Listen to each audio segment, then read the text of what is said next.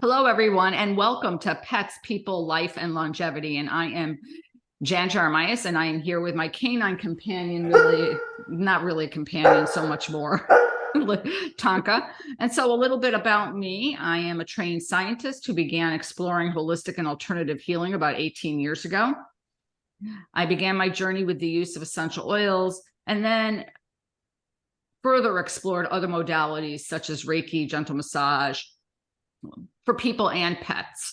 I am the co-author of the top-selling essential oil book for pets called Spoil Your Pet, A Practical Guide to Using Essential Oils in Dogs and Cats. And today I'm really excited to welcome Sweata. So let's dive right in. So welcome, Sweata. Thank you so much, Jen. It's a pleasure to be here on this podcast with you. It's a pleasure to have you. So let me give you a little bit of background about Sweata, and then we'll have a great conversation, I am sure. So Sweata is the owner. She's a doctor. So Dr. Sweata is the owner of Rehab Canine, and she is a certified canine rehabilitation practitioner, along with being a human PT. She travels all over the state of Connecticut, plus provides in-house services to cats and dogs in need of rehabilitation. She uses manual techniques along with modalities to make therapy a success. And so today we're going to have a great conversation, I'm sure, on something that's so important, and which is rehabilitating our canines and our cats. I think cats are always a little different. Yes, they're not dogs. I always remind people they're not dogs. So maybe tell us a little bit about your journey, about how you got into doing this, especially with pets. Yeah, sure, Jen. So, pets or animals in general has always been my passion. I always wanted to be a vet.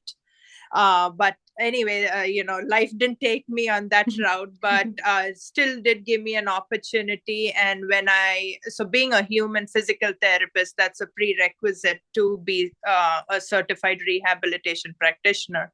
And, when I met people and, explored options like this, I came upon this knowing that being a human physical therapist, I could still, deal with canines and like other small animals. And that's when I explored this option. And I said, I'm going to do it because this is my calling. Somehow I felt something was lacking. And so just doing this course and again, going back to school, getting certified, it's a gift from life to me. I'm so glad I chose this route, and I couldn't ask for anything better. I'm so glad I did this and got certified. And today I've seen now so many dogs and cats that I am not even able. Earlier it was, okay, when I started, it was 2, 3, and then the list grew. And today I'm very happy to have made, many people and their fur buddies' lives much better, much peaceful, much at ease, and they've gotten better onto the speedy route of recovery. So I'm really glad that's how this happened. Well, I'm glad. I think we probably hear your dog in the background. So. Oh, yes, he's getting groomed. I'm so sorry about that. He's No. I love it because sometimes, it's about pets, but it's very quiet in the background. So it's nice to have the animals in the background actually saying, Chop, okay. Chop won't hesitate to sing to everybody. Yeah. Okay, good idea. And so tell us a little bit about what exactly you're doing and what is, as far as you're concerned, what's rehab for a cat or a dog? Sure. So canine rehabilitation, just like, when you think about humans, how, post-surgery, pre-surgery, or even just regular, arthritis or different ailments like we may have for humans, small animals, especially dogs and cats being our pets more so than horses, because there is also equine therapy, which I will be doing in future. But for now, I'm sticking to this. They require it as much as we do being human. So it's exactly the same process, dogs go in for surgery, and then after that, they're limping, they're not able to get on with their everyday routine, a dog's life, where you go for walks, you go play in the park, things like that. So that's where a canine rehabilitation practitioner like me steps in, where we want to bring normality back in the dog's life. So we help with different modalities, different techniques, help ease the pain, help the dog recover, the dog or cat recover, and just do a lot of exercise, just like we would do with the humans, use modalities and different newer techniques. You wouldn't believe it if I told you that I think that this field is more advanced than the humans. I don't do as much, being a human therapist, I don't do as much like laser therapy and stuff on humans than I do on dogs and cats. So it's pretty amazing, and I think this is a upcoming and ongoing field, and it's already taken over all of Europe and other countries, and in US it's still progressing, but we are on the route of being in par with other countries. Well, that's good to hear. I know that I've had some exposure to some rehab therapy in pets, and things like water therapy or hydrotherapy, which I know has been used in the horse world for a very long time, in the equine world. And I do know of facilities that actually do it in dogs. Cats are a little bit more complicated because most cats don't like water, or none that I've ever had. So my cats have never liked water. I should speak for myself. And so, but water therapy, and I love the idea of laser therapy. So maybe talk a little bit about that, because there might be listeners out there who don't know about laser therapy for pets. Sure. So, as also to touch on the point of hydrotherapy, so people do call me nowadays. Everyone's on Google reading up stuff, and they ask me, "Do you offer water therapy?" And I try and tell people water therapy is one of the options that we do use as a treatment process, but it's a very good therapy. But at the same time, I would say not all dogs require it. There are techniques that can be done hands-on and on land also that benefit as much as hydrotherapy. So I'd like to tell people, since we're doing this podcast, don't go on Google and read up. Each dog is different. Each dog's requirement is different. My dog, the Beagle, he hates water, so he wouldn't be an ideal candidate for hydrotherapy. Or some dogs, they just have some esophageal problem and breathing problem. They wouldn't be good candidates for hydrotherapy. So I just want to make sure people know and understand that when you call a person like me for consultation or to get to know about treatment options, one should be open-minded, and we will surely touch base on what each dog may require and what they may benefit from. But these are wider treatment options available. I'm not against hydrotherapy, but at the same time, I feel it's more like a revenue making option, if I may say, because it looks all fancy and people love that. But it's a very good treatment option for older dogs, especially arthritic dogs. But again, there are varied options. Now, as far as the services that I offer, one of them is laser therapy. And what laser therapy does is it's basically so in layman terms, it's called red light therapy. So all people can see is the light, and then you focus the head over, whatever treatment area it is. And so basically all the dog could feel is, something going over his or her body. But what that does is, so you want to picture it like, the light being water. So when you open a garden hose pipe, and when you open the water source, so the light that passes through that pipe is the laser light. And then when you do that, what it does is it increases blood flow. And when it increases blood flow, it takes out the pain causing elements like endorphin and enkephalin. They just push it out. So picture that water flowing through the pipe and having some pebbles stuck in the pipe, which is pain. So this the water flow just pushes those pebbles out, which is pain causing when you like picture it for laser therapy, and then to push it out of the bloodstream and kind of ease pain, inflammation, and helps in a speedy process of recovery. So that's laser is one of the treatment options, and I know of many people offering this. The vet techs have been doing this, but one should know that laser therapy is not for all dogs. Mhm. You have to, that's why you have to go to a certified practitioner to know why you're doing laser therapy and why you shouldn't be doing laser therapy. So be very careful when people say, yes, we do offer that, but make sure you know if your dog or your cat is an ideal candidate for it. Yeah, probably, absolutely a good message no matter what sort of modality you're looking into. I mean, I do think that there are certain modalities, like I do Reiki, are pretty much good for everything, Mhm. but they're also very non-intrusive, and you're working more on the calming and the healing, overall healing possibilities versus properties versus, targeted area tissue relief and things like that. Um, so when you do rehab on a pet, obviously designing after you've done your evaluation and everything, you talked about laser therapy, we talked a little bit about hydrotherapy. What other therapies are you doing?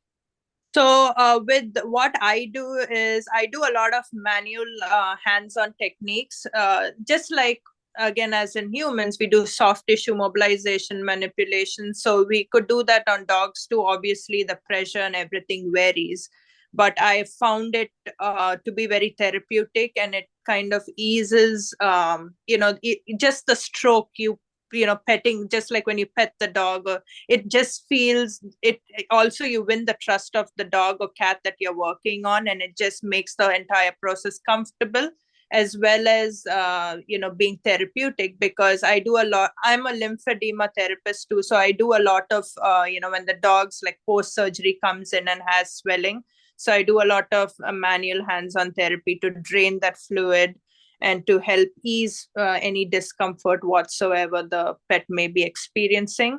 So I usually start off with a little manual therapy, and then I go into, I also use magnetotherapy. Magnetotherapy is one of my newer modalities I've been using. It's more like a loop.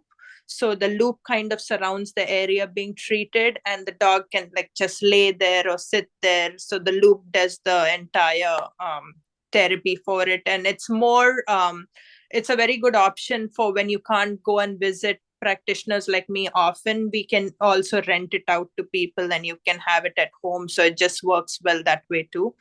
And then, of course, I talked about laser therapy, and I've also started doing, I do acupressure. Puncture, I am in the process of getting certified, but I do acupressure. And I found that to be a great treatment option. Along with, so we do manual taping. So I'm doing a lot of taping techniques, just like athletes or regular people, when we get a sprain or recurrent thing, or recurrent sprain or injury, we go and go to sports physical therapists and get these tape done, and people might have seen it around, but we also do it on small animals like cats and dogs. And it's found to be a great treatment option, especially when the dog or cat is not using a particular joint or that area just because he's been operated on or some injury has happened. It also, taping also helps in proprioception, and it big time, even though it just feels like, oh, tape sticky, how will it work on dog, but trust me, it does wonders, and I've found that also very beneficial. So these are some of the treatment options that I offer, and I've found if I do everything in combination and break it down in sessions, it's worked better as compared to just doing massage and not doing anything else. So I just like, ballpark and see what might help and what might be suitable, hence the evaluation. So every dog and cat, varies. Right, right. I actually just got into this whole conversation with a human myofascial specialist about fascia, and actually the proprioceptors are actually in the fascia. and which is very, I guess, new Yeah. as far as myofascial work and just movement therapies and everything. And so we were talking about that because of the whole idea of proprioception and releasing of proprioceptors or the myofascial and movement. Basically, that's what the tape is doing. Yes, It's working exactly. it's working on the fascial tissue, on that layer of the fascia or connective tissue, which is super interesting. And so what kind of ailments, you mentioned a few, are the So, animals who come to you, like, what do they mhm. come to you for? So most common that I've seen are, surgeries with the knee, the cruciate ligament surgeries, the hip surgeries, because dogs are dogs. They're going to run, they're going to get injured, or, they just run in a certain way that might have injured them. So mostly it's the orthopedic, but I've had neurological cases where the dog comes and paralyzed because of a disc rupture or something like that that's triggered it, and just lose complete movement in their hind legs, or depending on the area that's been injured. So I found, and in fact, I need to put that up on my page soon. There's a huge success story with one of my clients. The dog came in like literally paralyzed. And when I do put that video, if you all follow Rehab Canine on Facebook, you will see it soon. The dog was paralyzed, came in, but obviously it took time, because neurological issues, unlike orthopedic issues, you won't see, improvement right away. Neuro takes time. So things like paralysis or disc injuries, they take more time than the regular, the knees or the hips or the elbows. So this dog came in for several sessions, and today the dog's running. They have moved to Tennessee. My client still sends me videos of the dog, and it's just so rewarding to see it, from like literally dragging the feet to today running around in an open field. I think that's so rewarding, and that makes me want to do more and learn more. So Yeah, I had a similar experience where I worked with someone who was actually from Oregon, and called me because one of his dogs had been injured and paralyzed. And I told him what essential oil combinations to use and how to massage it in. And, I went out there a few times to see them and work on the dog, but dog got 98% of mobility back. And some of the things they did were just so innovative. Like, they were trying to get him to walk. And so they would put food in different locations in the room. So he had to like make, circle the perimeter of the room to get the food and things like that. It was just so beautiful to watch too. And animals are amazing in their healing processes, because they don't get caught up in their head as much. So they don't go down the self-pity route as much as yeah, people, totally. I couldn't agree as more. much as people do, right? I couldn't agree more, because I see young people like literally wanting to stay in a nursing home, wasting away their life. And dogs or cats or animals in general, they know when you're helping them, they kind of know, they pick up on it, and they cooperate to the most part of it. And, it's so rewarding, because they can't obviously voice and thank you in words, but just them looking at you, the way they look at you, the way they come to you, the whole body language, it's just so rewarding and delightful to see. Yeah, and then we have the whole human side of benefits of, all the hormones that are released in us as we help our pets, whether you're a Yes. professional or you're not. Because some of the things, I'm sure, is you help people, like you show your clients, human owners, like what to do, like how they best can help their pet, and what kind of exercises they might be doing, or maybe what massage techniques might be helpful. Yeah, totally. It's the same and different.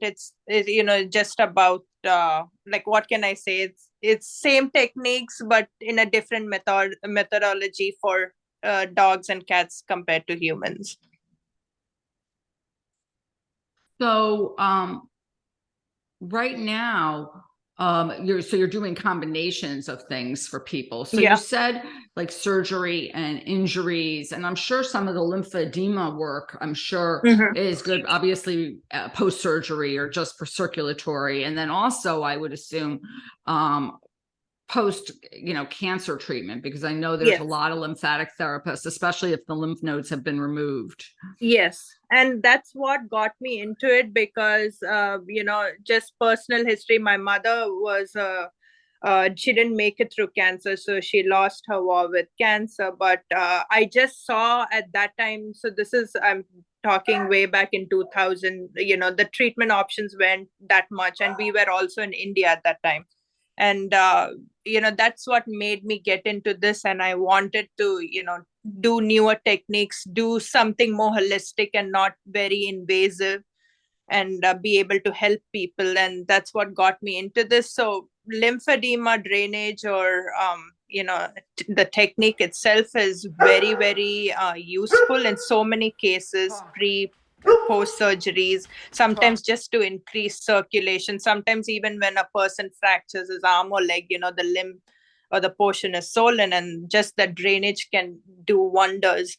So in fact, there is some talks about lymphatic drainage in dogs, and when I did go for my certification, I did speak to one of the main professors of the program, and we hope and plan to do some research in that field soon, so we can kind of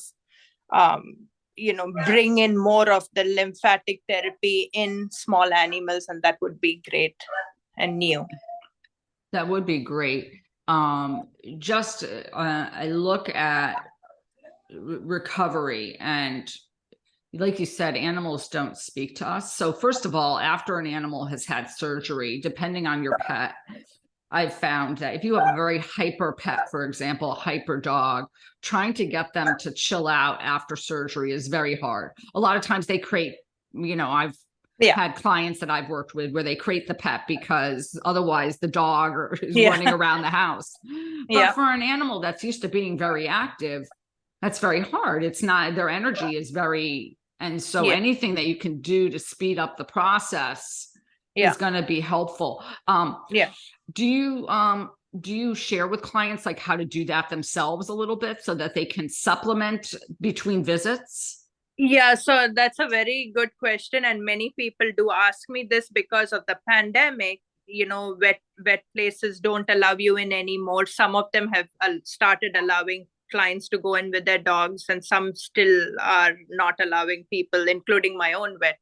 So when people do call me, I say, you need to come in and watch what I'm doing and watch the techniques I'm doing. If you need to video record it, you do that, because the dog's just going to come to me, say once or twice a week, depending on my scheduling for their visit. But I said majority of the time is spent, you are spending with your dog. So if you don't see what I'm doing, it won't make sense. And I know of places just like me that don't allow people in. They just let the dog come in, they do the therapy and send. But I work differently, not only with my therapy but also with my grooming. I like people to, as far as therapy, I like people to stay there, watch what I'm doing on their dog. And also, the best way to know that they have learned it is make them do it on their dog in front of me. So practice makes perfect. So I make sure, they do it in front of me, and I correct them, and they're very appreciative of it, because I want people to understand why you're coming, what's the end goal, and what you're paying for, so what exactly I'm doing. And as far as grooming too, it's all like one-on-one. I don't, like, if Chop is here right now, there's no other dog. I like the place to be calm, because I like to look at therapy or grooming as more holistic, more calming, and just finish one dog at a time and let them have their time. Don't let them be rushed. So I think this methodology of mine has been very helpful and beneficial so far. That's awesome. And I'm assuming that especially you could probably even do some work virtually with people, because some of our listeners might be all over.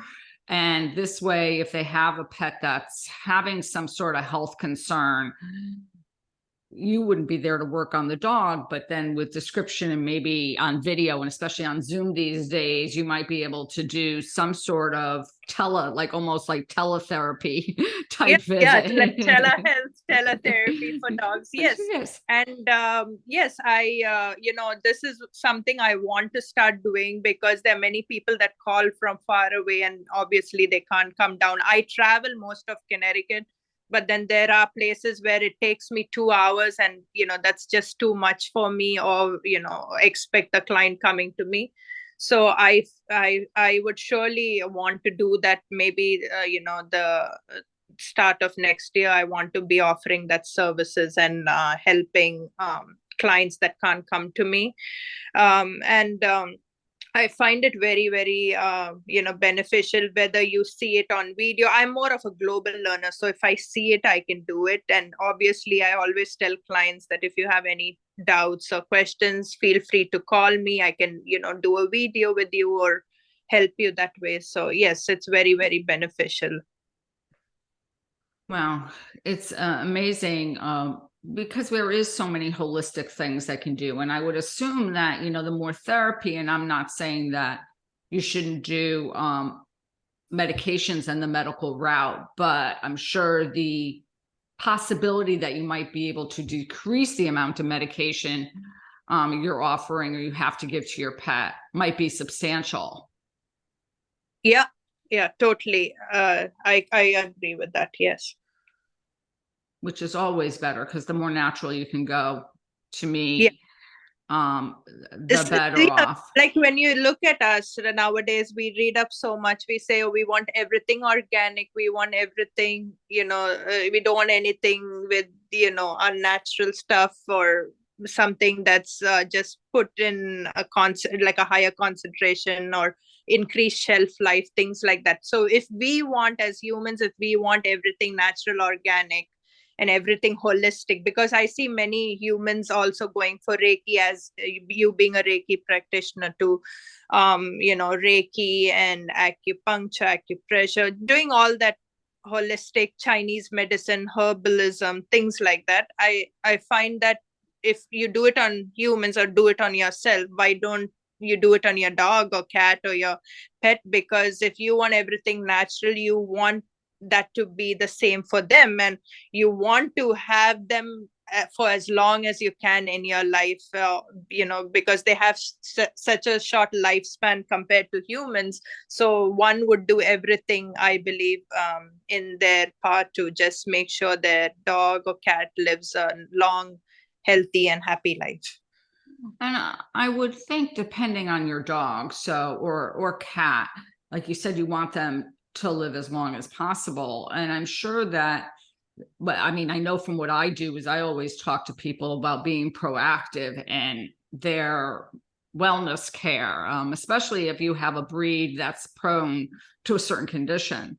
Like if you have a breed that is prone to hip issues, like starting to do something like mobility therapy with you or lymphatic drainage, just to prevent some of the more common issues from occurring, besides for weight, because weight is a huge issue in pets. Yeah. And that's like a pet peeve of mine, is like, can people remember that, animals are not supposed to be heavy, and they have the same ailments that we do from increased weight, but just like wear and tear through life and age, can you have, doing something like what you do could help with things like arthritis. Yes. Yeah. And being proactive is very important because, when you have, you have a pet, you really need to take care of them well. And just like if I had kids and you watch and observe, and if you feel something's wrong, even if it isn't, it's good to get it checked out, go to the vet, check it out. And if, something needs to be done before it's too late, I think being proactive is not stupidity. It's actually a very smart move, because end of the day, you save a lot of time and effort on yourself from having to run around back and forth to the vet, getting surgeries. Actually, save a lot of time and money. So being is very important, and I think that's a very good way to go about things. It's also a lot of wear and tear on the heart and the psychological effects of like Yeah. the increased stress of all those vet visits for your pet. You know, if something does happen and go wrong, where if you can prevent it, then why not? It's a lot better for you emotionally and a lot better for them emotionally if they don't have to undergo, you know, multiple vet visits for something later on. And, you know, checkup is a checkup, and that's one thing. Or if you find something, yes, you go and you take them. But Exactly. having had pets that have had to go, I mean, most of my cats were different. Cats aren't that crazy. My cats were never crazy about travel. My dogs have never really minded going to the vet, but you know, I see people all the time, clients whose pets are terrified of going to the vet. Oh yeah, And totally. I have clients, two clients actually, that come in and they use wagons for their pets because the pet thinks that they're coming to the vet. But now that they've gotten used to me and they no longer use the wagons, but if they have to go to the vet, the dog has to be put in a wagon and taken into the place. oh my gosh. Wow. That's you know, they are so smart sometimes. They have Yeah. I think they're proactive in their thinking than we are. They think 10 steps ahead than us. Oh, absolutely. They're a lot more aware than we are. And so if you were to give anybody any suggestions as to, you know, where to start, or if their pet does get injured, maybe you could share with our audience some of that, some of our listeners. Yeah. So, as I said, or as we spoke about being proactive, so being proactive is the start of it. Be very observant, be very mindful. And, you know, even if there's nothing wrong with it, but if you still feel in your gut that there is something up, like, unless there's a straight away injury, but I'm saying in general, make sure you're proactive, take the dog or cat to the vet, get them checked out, and if they do require surgery, I have clients that can't afford surgeries too, and they come in for physical therapy, and 3-4 of the clients didn't even need to go and get surgery, at least for now. And if they continue, hopefully they don't need it at all. And then there are sometimes dogs that are too old to even get operated or go under the knife. So I think being proactive, just getting regular vet checks, make your vet your best friend, because if you love your dog or cat, they are the people that will help you. I And love then that. yeah, very, very important. They say, I think, have to have in a family or your friends, you should have a attorney, a doctor, certain professions that are very handy. You should always be very good friends with them. That will help you in life. So just like that. So if you really love your pet, make your vet your best friend. Discuss, be proactive, ask questions if you don't understand anything, and go from there. And then obviously if they require something, then you have various treatment options and methods. So if you need to come to a practitioner like me, reach out to us, do your research, get to know the practitioner you're going to, see their background, because there are people in it, everyone, all of us, maybe even in today's podcast, everyone may have a business or thing. Everyone's here to make money, make a living, but you go to people that are really invested in it and who really care for what they do. And it's end of the day, it's not all about money. If someone really, like, for me, this is not work. I love what I do, and then getting paid is just the benefit. That's the icing on the cake. So proactive, going and ask. No question is stupid, no question is dumb. Go and ask, always ask questions, go to the right place, get help. If you don't find help, go to people, go fund me, something like that. But make sure you can do all you can for your pet. The other thing I know you do, which I'm a huge advocate of, is, a lot of people don't realize that a lot of issues are found, let's say, with just petting, gentle massaging your pet, also grooming. because anything that's with the skin or growths or any soreness usually Yeah. is going to be quite obvious to you a lot of the time. I know it Yeah. has always been with my pets. And I think that it's really important because those things are normal everyday kind maintenance type things, which we Yeah. can do to be a little bit more proactive. That's a great point actually, because even me with my dog, every day when you pet him, groom him, kind of thing, you touch and feel, and something's not right or something isn't the same. As I said, if even if it's nothing, just get it checked. And same with my groomer, when she works on dogs, she's like, hey, this may be something, so it's good to just get it checked, and it's good to have people or work with people like that. That's why I really like the groomer I have right now. She's proactive that way. You just check and feel and touch, and if you feel something's really there, even if it's nothing major, but I think, as again, being proactive is very important. If you feel that there's something, go about it, but make sure you spend time every day, touch, feel your pet, and if you feel something's off, just get it checked immediately. I mean, I had that experience this past summer. All of a sudden I found like a growth on Tonka that had never been there. I mean, literally it was like it popped up. Right away I took him to the vet, and it was, at first I thought it might be a tick because we're in tick territory, but it wasn't a tick. But she aspirated it and it turned out it was nothing. But but I was very thankful, and I was thankful that I had found it. Like that was like Yeah. the other thing. I was like, when I was massaging him and I came upon it, I was like, what is this? And it hadn't been there. And those are always, to me, the suspicious things that really come up all of a sudden, that are very like it was very obvious. Yes. And so, I mean, I did what I could do. I did, essential oils and a few other things that I can do, And but you I did the right still, thing. You went, got it checked, and that's that's what I think should be the message to everyone listening. That nothing is silly, nothing is dumb, no question is stupid. If you feel something's wrong, just get it checked. absolutely, absolutely. Well, we'll include some points in the description, and we'd like to thank you so much for coming on. We'll look forward to having you back when you expand your therapies out, maybe some equine therapy Yeah. and For sure. acupuncture, which Yeah. is always a really interesting. Tonka's had acupuncture, so huge advocate of anything holistic that I can do to help him and support them, and then also support my clients as well.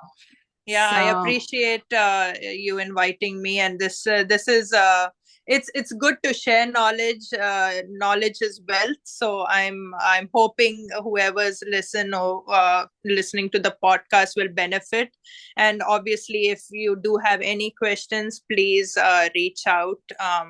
Rehab Canine is the Facebook page, and Rehab Canine Care is the website, and I guess all the information will be there. But as I said, no question is silly, so feel free to reach out. And thanks again so much, Jen, for this oh, opportunity.